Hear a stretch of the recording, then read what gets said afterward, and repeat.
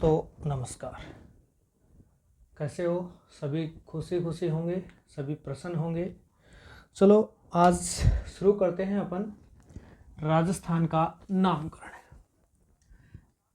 कल अपन ने कहा था कि अपन कल क्या करेंगे, राजस्थान का नामकरण। क्या पढ़ना है? राजस्थान का नामकरण। बिल्कुल जीरो से अपन स्टार्ट करेंगे। कल अपन ने थोड़ी सी जिक्र किया था क्योंकि चूँकि हम जियोग्राफी पढ़ने वाले हैं तो हमने भूगोल का थोड़ा सा जिक्र किया था कि भूगोल शब्द किन दो शब्दों से मिलकर बना है, इसका हिंदी रूपांतरण, हिंदी में अर्थ क्या है, अंग्रेजी में इसको क्या कहा जाता है। जैसे अंग्रेजी में हमने इसको जियोग्राफी कहा था। जियोग्राफी दो शब्दों से मिलकर बना, जियो प्लस ग्राफिया, इनका भी अर्थ हमने देखा। इसके बाद में अब आज हमारा जो मेन जो टॉपिक आता है वो आता है राजस्थान का नामकरण। देखो, जब भी किसी सब्जेक्ट को हमें पढ़ना होता है तो उस सब्जेक्ट की बारीकियां समझना बहुत ज़रूरी है। तो सबसे पहले राजस्थान, जिस क्षेत्र में हम रह रहे हैं, जहां हम रह रहे हैं, जिस भूभाग में हम रह रहे हैं, उस भूभाग का नाम राजस्थान कैसे पड़ा, इस चीज़ के बारे में हमें जानकारी प्राप्त करनी। आज हम जो बात करेंगे वो बात करेंगे राजस्थान का जो कुल भौगोलिक क्षेत्र है 3,42,239 वर्ग किलोमीटर के। जो वर्तमान जो राजस्थान है उसका जो भौगोलिक जो क्षेत्रफल आता है वो भौगोलिक क्षेत्रफल कितना है? 3,42,239 वर्ग किलोमीटर इसका क्षेत्रफल है। इस क्षेत्रफल के अंतर्गत जो एरिया आता है उसको हम वर्तमान में क्या कहते हैं? राजस्थान कहते हैं। अगर और इसकी अपन एक बात देखें तो ये वर्तमान में क्या है? वर्तमान में क्षेत्रफल की दृष्टि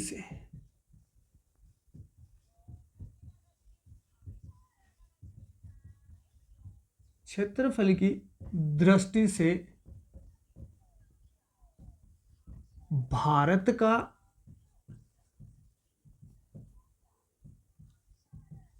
सबसे बड़ा राज्य है। भारत का क्या है? ये सबसे बड़ा राज्य है। यानी कि क्षेत्रफल की दृष्टि से अगर देखा जाए तो राजस्थान भारत का क्या है? सबसे बड़ा राज्य है। कब से? 2004 के बाद में। कब से? 2004 के बाद में। उससे पहले एमपी हुआ करता था, उसका विभाजन कर दिया, उसके बाद में हम प्रथम स्थान पर अब आते हैं। अब अपन बात करते हैं कि राजस्थान जो है उसका जो 3,42,239 वर्ग किलोमीटर का जो एरिया है, उस एरिया का नाम राजस्थान प्रथम बार कब पड़ा? पहली बार इसको क्या कहा गया? किसने कहा? अगर किसी ने कहा तो उसके साक्ष्य हमें कहाँ मिलते हैं? ऐसे ही थोड़ी अपन मान लेंगे कि भाई उसने कह दिया और अपन ने मान लिया। अपने पास में उस चीज़ के क्या होने चाहिए? साक्ष्य होने जरूरी है। तो वर्तमान जो भूभाग है हमारा, इस वर्तमान भूभाग को प्रारंभ में 4 नामों से जाना गया।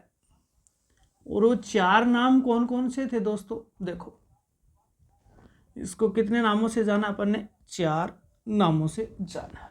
सबसे पहला जो इसका नाम हमने देखा वो नाम हमें समझ में आता है कि ब्रह्मवर्त। पहला नाम क्या है? ब्रह्मवर्त, या इसी को हम क्या कह सकते हैं? ब्रह्मदेश। ये जो राजस्थान है उसको कहीं ना कहीं क्या कहा गया है? ब्रह्मवर्त कहा गया है। इसके बाद में जो दूसरा इसका नाम आता है वो आता है मरुकांतार। क्या आता है दूसरा नाम? मरुकांतार। तीसरा जो इसका नाम आता है वो आता है राजपुताना। तीसरा जो इसका नाम आता है वो क्या आता है? राजपुताना। और जो चौथा जो नाम आता है वो वर्तमान राजस्थान का नाम आता है राजस्थान। यानी राजस्थान का नामकरण की बात अगर करें, राजस्थान के जो नामकरण की हम बात करें तो उस नामकरण में पहला जो नाम समझ में आता है वो हमारे आता है ब्रह्मवर्त, दूसरा आता है मरुकांतार, तीसरा आता है राजपुताना, चौथा आता है राजस्थान। इन चारों नामों की हम क्रमबद्ध तरीके से क्या करेंगे, अध्ययन इनका करने वाले हैं कि ब्रह्मवर्त हमें का शाब्दिक अर्थ क्या है, ये कहाँ इसका उल्लेख मिलता है, किस साहित्य में इसका उल्लेख मिला, कहाँ जिस साहित्य में उल्लेख मिला वो साहित्य वास्तविक है कि नहीं है, इन सब बातों का अध्ययन हम कहाँ करने वाले हैं, आज की इस वीडियो में करने वाले हैं। तो अपन सबसे पहले एक जिक्र कर लेते हैं किसका, ब्रह्मवर्त या ब्रह्मदेश का। किसका कर ले, ब्रह्मवर्त या ब्रह्मदेश का हम क्या कर लेते हैं, अध्ययन कर लेते हैं। तो सबसे पहले अगर हम बात करें तो इस शब्द का, ये जो ब्रह्मदेश या ब्रह्मवर्त है, इसका शाब्दिक अर्थ क्या होता है। ब्रह्म, ब्रह्मा यानी तो भगवान, और वर्त यानी जहां वो निवास करते हैं, यानी जहां देवता स्वयं निवास करते हो। क्या, जहां देवता स्वयं निवास करते हो, ऐसे क्षेत्र को हमने क्या कह दिया, ब्रह्मवर्त। यानी इसका शाब्दिक अर्थ क्या है,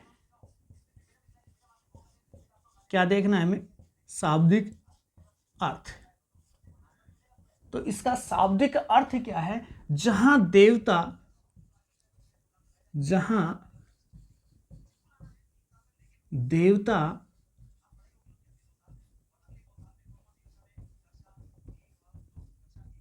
स्वयं निवास करते हैं।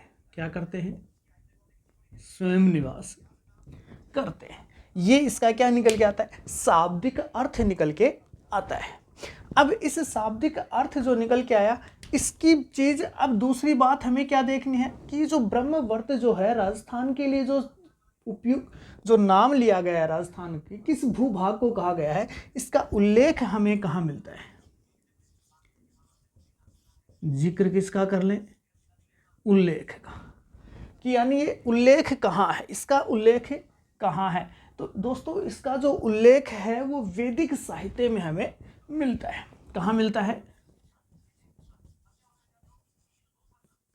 वैदिक साहित्य।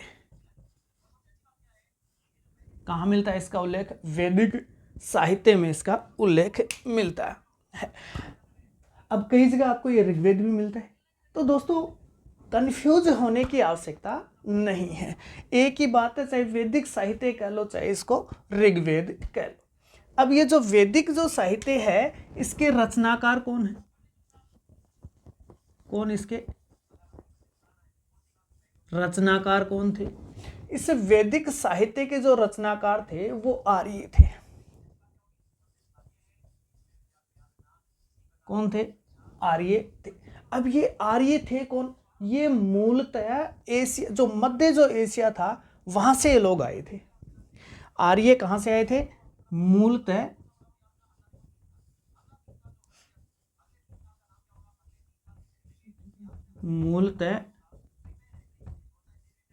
मध्य एशिया से। कहां से आए, मूलतः मध्य एशिया के रहने वाले थे, और ये भारत आए, और आकर के इन्होंने क्या बताया कि भारत ये जो आर्य जो थे, इन्होंने बताया कि जो निवास करने के लिए जो सबसे उपयुक्त स्थान होता है, क्या करने के लिए, निवास करने के लिए जो सबसे उपयुक्त स्थान होता है, वो दो नदियों के बीच का क्षेत्र होता है। अब देखो दोस्तों, प्रारंभ में अपन मान लें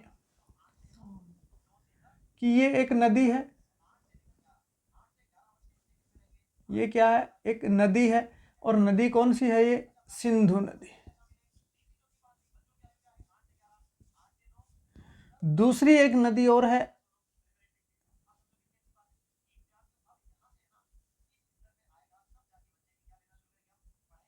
जिसका नाम है सरस्वती।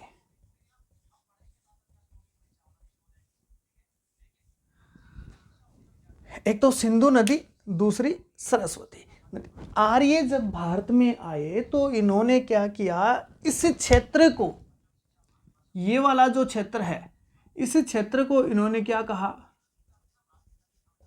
ब्रह्मवर्त। यानी इन्होंने कहा कि रहने के लिए जो उपयुक्त, जो सबसे उपयुक्त स्थान है, वो सबसे उपयुक्त स्थान कौन सा है, दो नदियों के बीच का क्षेत्र। दोस्तों वर्तमान में ये जो सरस्वती नदी है ये विलुप्त हो चुकी है। क्या हो गई है, विलुप्त हो चुकी है। तो वर्तमान में इस सरस्वती नदी के पेटे से बहने वाली जो नदी है उस नदी का नाम आता है घग्गर नदी। क्या नाम है, घग्गर नदी। सरस्वती नदी वर्तमान में क्या है, विलुप्त हो गई है। वर्तमान में इसके पेटे से जो नदी प्रवाहित हो रही है वो नदी का नाम क्या है, घग्गर नदी। ये जो घग्गर नदी है ये वर्तमान में एक तो गंगानगर, कहाँ, एक तो गंगानगर और दूसरी हनुमानगढ़,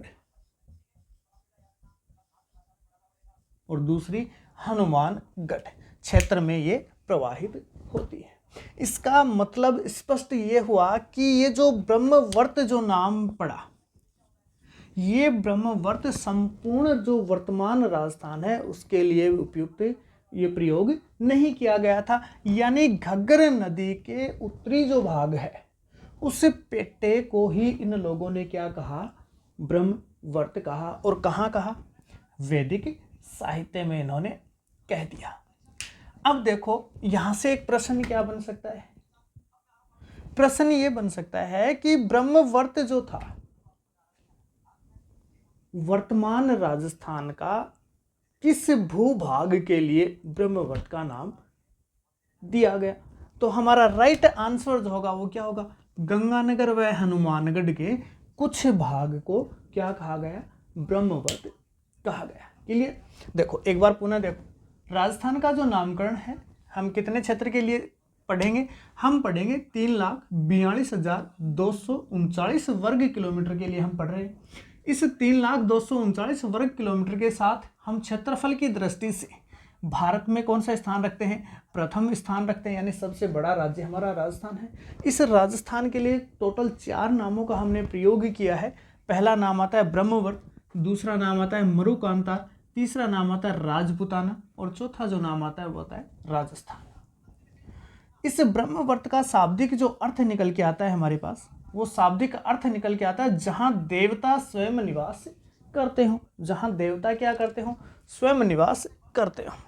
इस चीज का उल्लेख यानी ब्रह्मवर्त कहाँ कहाँ कहा है इसको, तो उल्लेख इसका हमें कहाँ मिलता है, वैदिक साहित्य में। कहाँ मिलता है, वैदिक साहित्य में। इसके जो रचनाकार हैं वो कौन है, आर्य। कहाँ से आए, मूलतः मध्य एशिया से ये आए थे और मध्य एशिया से आकर के इन्होंने देखा या बताया कि निवास करने के लिए जो सबसे उपयुक्त जो स्थान होता है वो 2 नदियों के बीच का क्षेत्र होता है। क्या होता है, 2 नदियों के बीच का जो क्षेत्र होता है वो निवास करने के लिए सबसे उपयुक्त होता है। ठीक इसी प्रकार इन्होंने क्या किया, एक सिंधु नदी, दूसरी सरस्वती नदी, इन दोनों के मध्य में का जो भूभाग था इसके लिए इन्होंने क्या कहा कि ये क्षेत्र क्या है, ब्रह्मवर्त है या ब्रह्म देश है। अब इसके बाद में देखो सरस्वती नदी जो है वो वर्तमान में विलुप्त हो चुकी है, इसलिए हमने क्या याद रखना है, सरस्वती नदी के पेटे से जो वर्तमान में जो नदी प्रवाहित हो रही है उस नदी का नाम घग्गर नदी। कहाँ से, गंगानगर और हनुमानगढ़ के क्षेत्र से ये नदी प्रवाहित हो रही है। अब दूसरे नाम का हम जिक्र करेंगे किसका, मरुकांतार का। किसका जिक्र करेंगे, मरुकांतार का। तो मरुकांतार का जब जिक्र करेंगे तो हम एक बार इसको मिटा देते हैं।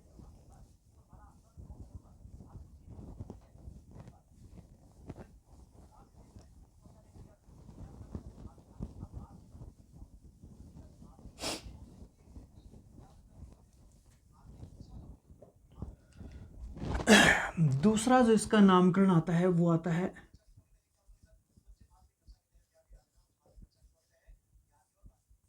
मरुकांतार।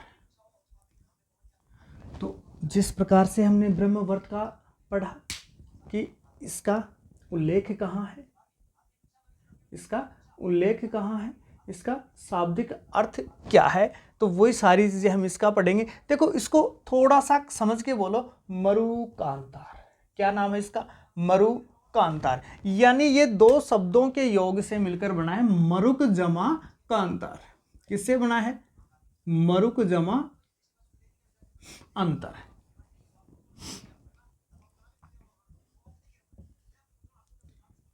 मरुक जमा अंतर से ये मिलकर बना है। यानी इसका जो शाब्दिक जो अर्थ होगा, क्या इसका जो शाब्दिक अर्थ होगा, शाब्दिक अर्थ इसका जो होगा वो क्या होगा, वह भूभाग, मरुक का मतलब बालू का स्तूप, तो वह भूभाग जहां क्या हो, बालू का स्तूपों की लंबी लंबी कतारें पाई जाती हैं। यानी वह स्थान या भूभाग जहां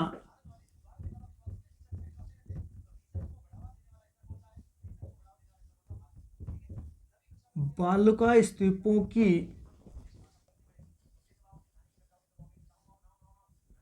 लंबी लंबी लंबी क्या पाई जाती हो, कतारें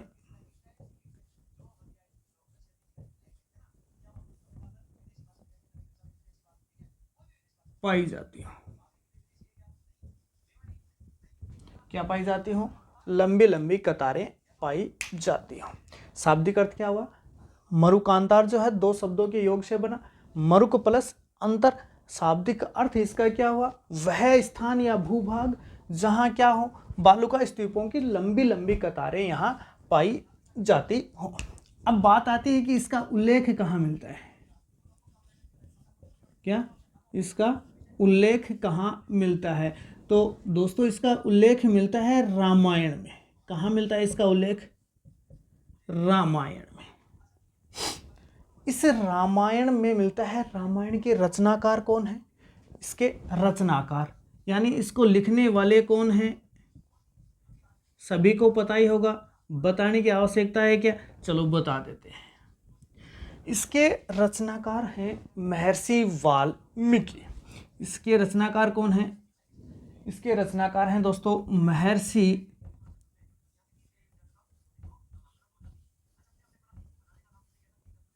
वाल्मीकि। अब देखो महर्षि जो वाल्मीकि हैं इनको भारत का आदि कवि भी कहा जाता है। इनको क्या कहा जाता है दोस्तों, भारत का आदि कवि कहा जाता है। भारत का आदि कवि किसे कहा जाता है, भारत का आदि कवि महर्षि वाल्मीकि को कहा जाता है। यानी इसका उल्लेख हमें कहाँ मिला, रामायण में। इसका उल्लेख कहाँ मिला, रामायण में। रामायण किसने लिखी, महर्षि वाल्मीकि ने। महर्षि वाल्मीकि को भारत का क्या कहा जाता है, आदि कवि कहा जाता है। अब ये जो महर्षि वाल्मीकि जो थे, इन्होंने भी जब हम इसका अर्थ निकालते हैं तब हमें समझ में आता है कि जो बालुका जो स्तूप है ये पूरे राजस्थान में तो नहीं है। किस में है, केवल ये पश्चिमी राजस्थान में है। किस में है बेटा, पश्चिमी राजस्थान में। इस तो मरुकांतार किस प्रदेश के लिए यानी किस क्षेत्र के लिए प्रयुक्त किया गया, मरुकांतार जो प्रयुक्त किया गया वो किया गया पश्चिमी मरुस्थलीय भूभाग के लिए।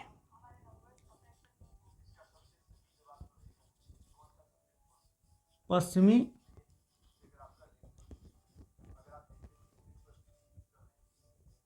मरुस्थलीय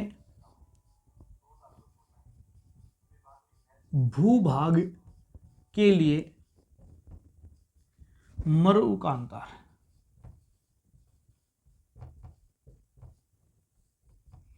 मरुकांतार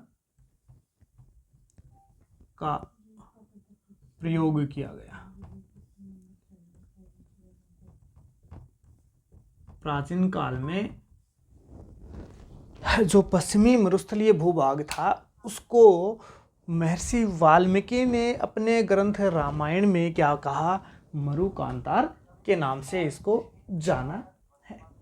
पहला हमने क्या पढ़ा, पहला हमने पढ़ा ब्रह्मवर्त। ब्रह्मवर्त का जो अर्थ था, जो शाब्दिक अर्थ था वो हमने क्या देखा, ब्रह्मवर्त जहां देवता स्वयं निवास करते हो जहाँ देवता स्वयं निवास करते हों। और उसका जो उल्लेख था वो हमें कहाँ मिला था? वैदिक साहित्य में। वैदिक साहित्य आर्यों द्वारा रचित था। ये आर्य मूलतः मध्य एशिया से आए थे और इन्होंने आकर के बताया कि दो नदियों के मध्य का जो भूभाग है वो निवास करने के लिए या रहने के लिए सबसे उत्तम स्थान होता है। तो इन्होंने सिंधु नदी और सरस्वती नदी के जो मध्य का जो भूभाग था वहाँ इन्होंने निवास किया और उस क्षेत्र के लिए उन्होंने किस नाम का प्रयोग किया था? ब्रह्मवर्त का प्रयोग किया था। यानी कि राजस्थान के संपूर्ण भूभाग को ब्रह्मवर्त नहीं कहा गया, केवल सिंधु नदी के जो उत्तरी भूभाग का यानी हनुमानगढ़ और गंगानगर का जो भाग था उसको हमने क्या कहा? ब्रह्मवर्त कहा। इसके बाद में हमने देखा मरुक अंतर। अब ये जो मरुक अंतर था ये मरुक प्लस अंतर, मरुक जमा अंतर से मिलकर बना और शाब्दिक जो इसका अर्थ था वो क्या था? बालू का जो स्तूप है उनकी लंबी लंबी कतारें जिस क्षेत्र में पाई जाती हैं उस क्षेत्र को हमने क्या कहा? उस क्षेत्र को हमने मरुक कांतार के नाम से जाना। इसका उल्लेख कहाँ मिला? इसका उल्लेख हमें रामायण में मिला। इसका उल्लेख कहाँ मिला? इसका उल्लेख रामायण में मिला। रामायण किसके द्वारा लिखी गई? रामायण महर्षि वाल्मीकि के द्वारा लिखी गई। महर्षि वाल्मीकि को भारत का क्या कहा जाता है? महर्षि वाल्मीकि को भारत का आदि कवि कहा जाता है। तो महर्षि वाल्मीकि ने राजस्थान के लिए जो मरुकांतार शब्द का प्रयोग किया वो किस भूभाग के लिए किया? वो मूलतः पश्चिमी मरुस्थलीय जो भूभाग था उसके लिए इन्होंने इसका प्रयोग किया। अब तीसरी बात आती है, इसका तीसरा जो नाम आता है वो आता है राजपुताना। तीसरा जो इसका नाम आता है वो क्या आता है? राजपुताना। तीसरे नाम का भी जिक्र अपन कर लेते हैं।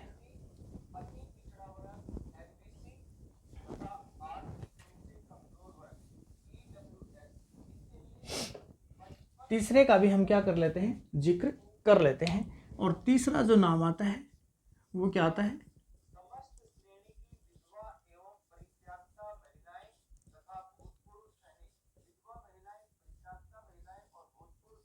राजपुताना।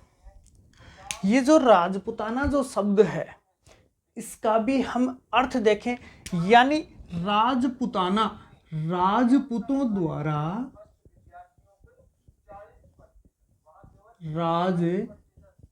द्वारा शासित जो क्षेत्र है, क्या? राजपूतों द्वारा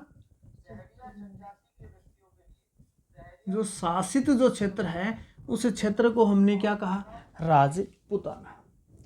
राजपुताना किसको कहा? राजपूतों द्वारा जो शासित क्षेत्र है उसको हमने क्या कहा? राजपुताना। हमने इसको कह दिया। अब देखो बात आती है कि राजपुताना जो शब्द है इसका प्रथम प्रयोगकर्ता कौन है? क्या?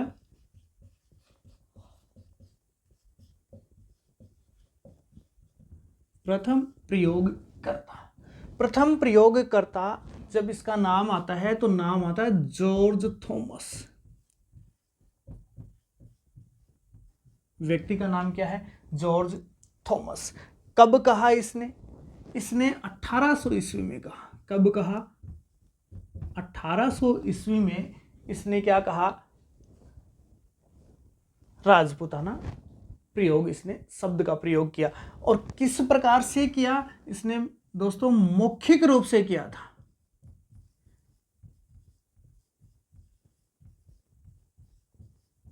लिखित रूप से करने वाला कोई और है। इसने मौखिक रूप से क्या कहा कि ये जो राजपूतों द्वारा जो शासित प्रदेश है ये क्या है? राजपुताना है। यानी राजस्थान के लिए इसने क्या कहा है कि राजपूतों द्वारा शासित प्रदेश है, इसलिए ये क्षेत्र क्या है? राजपुताना। और अंग्रेजों के शासनकाल में इस राजस्थान का जो भूभाग है इसको क्या कहा गया? इसको राजपुताना ही कहा गया था।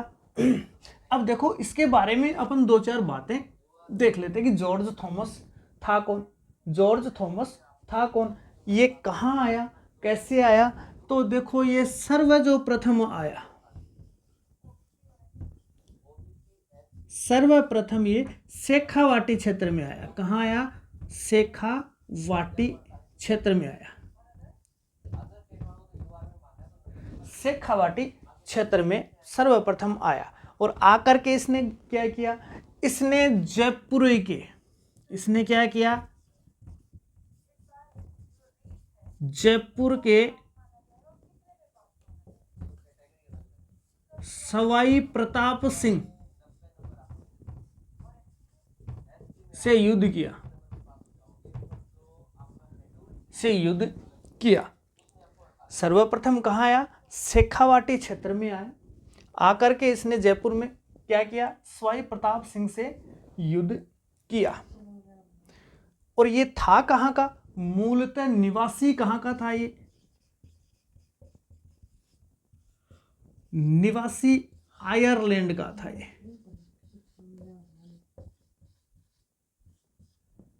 मूलतः निवासी कहाँ का था, ये आयरलैंड का था। और ये देखो एमपी में एक ग्वालियर है, एमपी में ग्वालियर है, वहां ये अंग्रेज अधिकारी बनकर रहा। एमपी में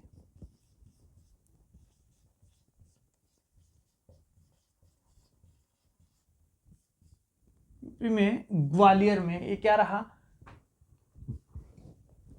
अंग्रेज अधिकारी बनकर रहा। ये जो ग्वालियर जो क्षेत्र था उस समय सिंधियों द्वारा शासित था।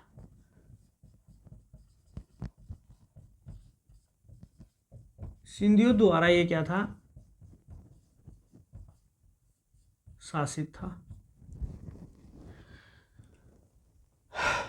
सर्वप्रथम प्रयोगकर्ता कौन, प्रथम जो प्रयोग किया है राजपूताना शब्द का, जॉर्ज थॉमस ने। लिखित रूप से नहीं किया है, मौखिक रूप से किया है। कब किया है, 1800 ईस्वी में किया है। ये मूलतः कहाँ का था, आयरलैंड का था। सर्वप्रथम कहाँ आया, शेखावाटी क्षेत्र में आया। आकर के इसने युद्ध किया था, किसके साथ किया था, सवाई प्रताप सिंह जी के साथ में इसने युद्ध किया। और ये जो एमपी में जो ग्वालियर था, जो सिंधियों द्वारा शासित था, वहाँ एक अंग्रेज अधिकारी रहा था। और अब बात करते हैं, इसने मौखिक रूप से किया तो किसी ना किसी ने लिखित रूप से भी इसका क्या किया होगा, प्रयोग किया होगा। तो लिखित रूप से जो प्रथम प्रयोग करता था उस व्यक्ति का नाम था, इन्हीं का यानी इस जॉर्ज थॉमस का एक साहित्यकार दोस्त था। कौन था, एक साहित्यकार दोस्त था जिसका नाम क्या आता है दोस्तों, विलियम फ्रैंकलिन। जिसका नाम क्या आता है, विलियम फ्रैंकलिन।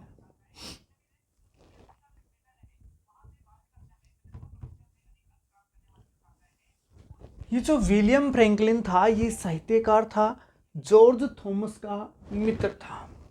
इस विलियम फ्रैंकलिन ने जॉर्ज थॉमस की जीवनी लिखी। इस विलियम फ्रैंकलिन ने जॉर्ज थॉमस की क्या लिखी, जीवनी लिखी। और उस जीवनी में जो लिखी उस पुस्तक का बहुत इंपॉर्टेंट पुस्तक है, पुस्तक का नाम है the military of mister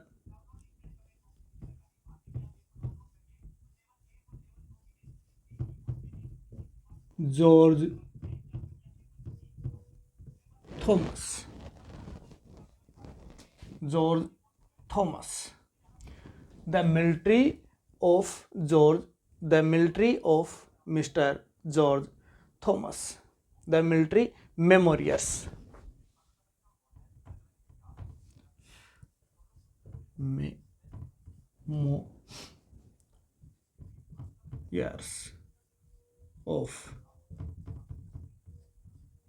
of mister George Thomas के नाम से इसने पुस्तक लिखी। और इस पुस्तक का जो प्रकाशन किया वो किया 1805 ईस्वी में। इस पुस्तक का जो प्रकाशन किया गया वो कब किया गया, 1805 ईस्वी में प्रकाशन किया। और इसी पुस्तक में इस विलियम फ्रैंकलिन ने बताया कि जॉर्ज थॉमस ने, किसने, जॉर्ज थॉमस ने राजपूतों द्वारा शासित जो क्षेत्र है उस क्षेत्र के लिए किस शब्द का प्रयोग किया है, राजपूताना नाम का प्रयोग किया है। ठीक है दोस्तों, देखो एक बार पुनः देख लो, राजपूताना यानी राजपूतों द्वारा शासित क्षेत्र, राजपूताना का मतलब राजपूतों द्वारा शासित क्षेत्र है। और इसका प्रथम जो प्रयोग करता है मौखिक रूप से, किससे, मौखिक रूप से, कौन है, जॉर्ज थॉमस। कब कहा इसने, 1800 ईस्वी में इसने जॉर्ज थॉमस ने बता दिया था कि ये जो राजपूतों द्वारा शासित क्षेत्र है ये क्या है, राजपूताना है। ये जॉर्ज जो थॉमस थे मूलतः निवासी कहाँ के थे, आयरलैंड के थे। मूलतः कहाँ के निवासी थे, आयरलैंड के मूलतः निवासी थे।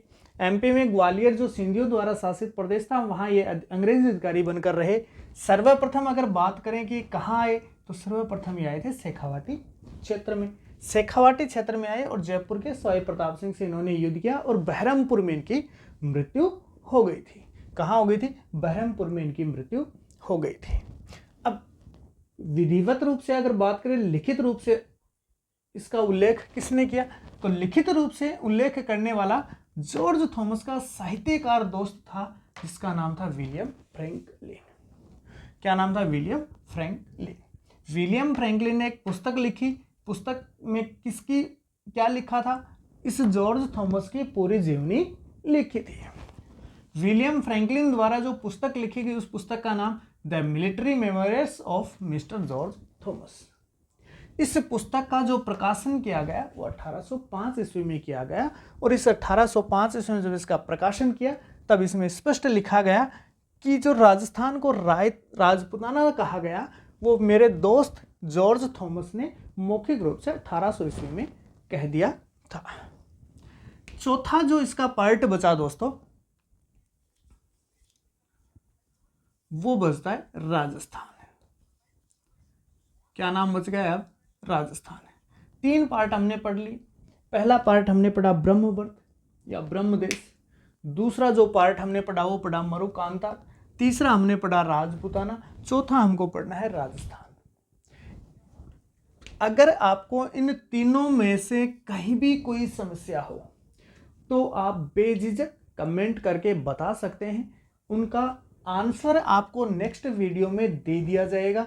ये टॉपिक स्टार्ट करने से पहले जो पीछे की जितनी भी क्यूरीज आपके रहेंगी उन सभी समस्याओं का पहले आपके प्रश्नों का उत्तर दिया जाएगा और उसी के बाद में अपन अगला टॉपिक स्टार्ट करेंगे। तो दोस्तों आज के लिए इतना ही ठीक है, काफ़ी है। और अगला जो वीडियो होगा हमारा, उस वीडियो में हम लेकर आएंगे राजस्थान यानी नामकरण का चौथा पार्ट राजस्थान। धन्यवाद, नमस्कार।